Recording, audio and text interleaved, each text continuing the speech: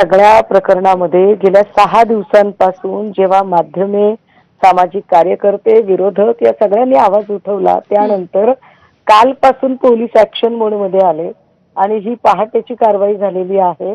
पण मुद्दा हा उरतो, की इतक्या उशिरा ज्या पोलिसांना जाग येते, सरकारला जाग येते आणि जे ॲक्शन मोडमध्ये येतात, ते मयुरी हगवणेने जेव्हा तक्रार केली होती तेव्हाच ॲक्शन मोडमध्ये आले असते, तर कदाचित आज वैष्णवी हगवणे आपल्या सगळ्यांमध्ये हयात असते.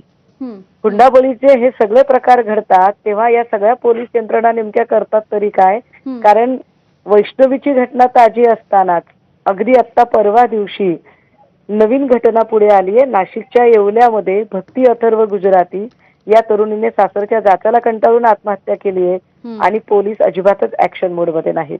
त्यामुळे हे ॲक्शन मोडमध्ये जे हंगामी पद्धतीने येतात, माझा त्या हंगामी पद्धतीने ॲक्शन मोडवर येण्यालाच मुळात आक्षेप आहे. अगदी सुषमाताई, खरं तर मागच्या काही दिवसामध्ये विशेष करून पुणे पोलीस यांच्याविषयी अशा पद्धतीचे प्रश्न उपस्थित केले जात आहेत आणि अगदी म्हणजे कालपर्यंत सुद्धा वैष्णवीच्या कुटुंबियांनी सुद्धा असाच विचार केलेला होता. अशा पद्धतीचे प्रश्न विचारले होते की 7 दिवस झाल्याच्या नंतर सुद्धा पोलीस नेमकं काय करतायत? हे बघा, राजेंद्र हगवणेंची पत्नी लता हगवणे यांचा सख्खा भाऊ हे जालेंदर सुपेकर आहेत, जे विशेष पोलीस महानिरीक्षक कारागृह महाराष्ट्र राज्याचे अधिकारी म्हणून काम करत आहेत. घरातली व्यक्ती एवढ्या मोठ्या पोलीस प्रशासनातल्या पदावर असेल तर स्वाभाविक आहे या लोकांना एवढा सगळा आधार मिळणं हे फार फार स्वाभाविक आहे.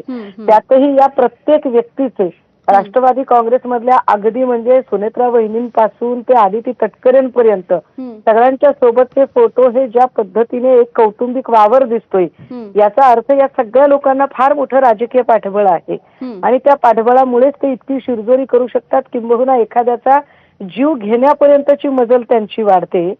हे वाईट आहे. मला वाटतं याच्यात अजून एक अटक महत्वाची राहिलेली आहे, ती निलेश चव्हाणची. ज्या निलेश चव्हाणने बेकायदेशीर शस्त्र बाळगत ते बाळ हिरावून घेण्याचा प्रयत्न केला, त्याला सुद्धा पोलिसांनी ताब्यात घेऊन त्याच्यावर मकोका लावण्याची गरज आहे. अगदी सुषमाताई, धन्यवाद तुम्ही बातचीत केलीत यासाठी.